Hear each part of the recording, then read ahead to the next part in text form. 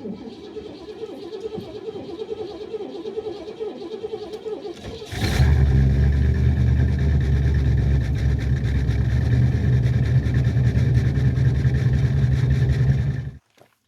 it's Chris here with Shadetree America.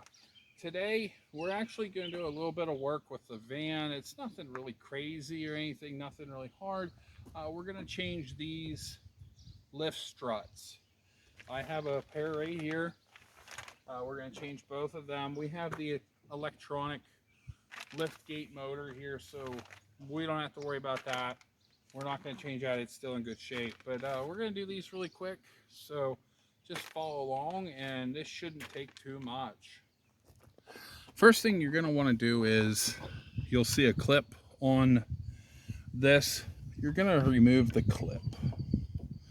It'll just pop right up out. Just use a flat screwdriver to get in the back of it. You can see it popped right off. So you don't have to take that all the way off.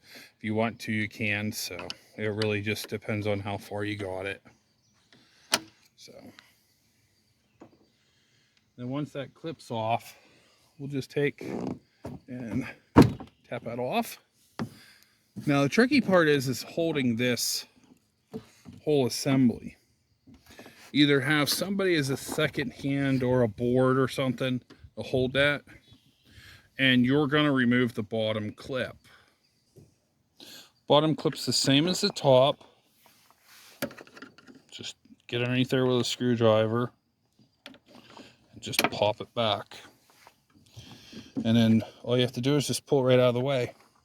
Now, make sure you pay attention to the notation of your strut. When you put it, you will take and put your rod on the bottom or on the top, it doesn't matter. And the top will snap right on. That's basically it. So let's swing over to the other side. We'll do the other side and we'll finish. So this is the opposite side here. It's the same as the driver's side. This is on the passenger side. Pretty simple. Just take the clip. You don't have to take that off the whole way, but I'm just doing it anyway. And then all you have to do is have somebody support it, give it a little love tap, and it's off. Same with the bottom. Just undo the clip.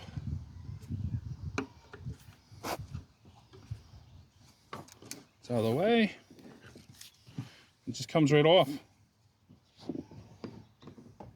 If you do have debris in there like I do, good time to clean it out.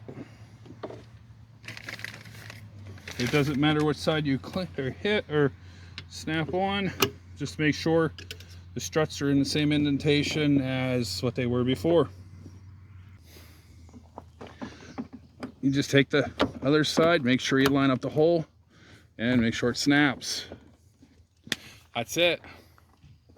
So let's talk about really quickly, and we're going to wrap this video up, why these fail.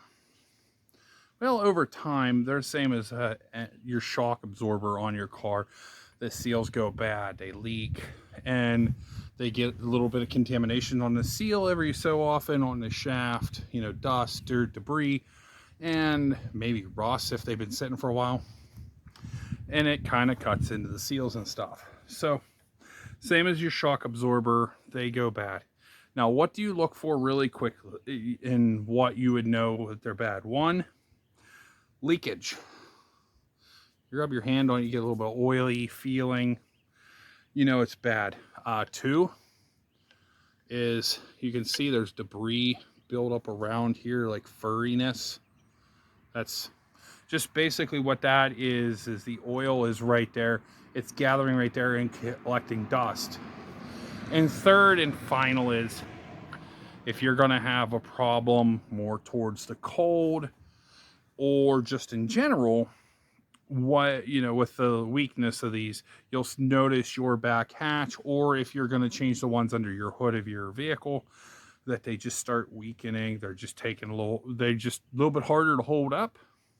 So I bought the ones I replaced mine on online.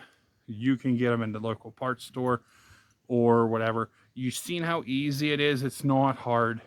It's not a big deal, and that's for most vehicles. Now, some vehicles you do have to use a couple wrenches to change.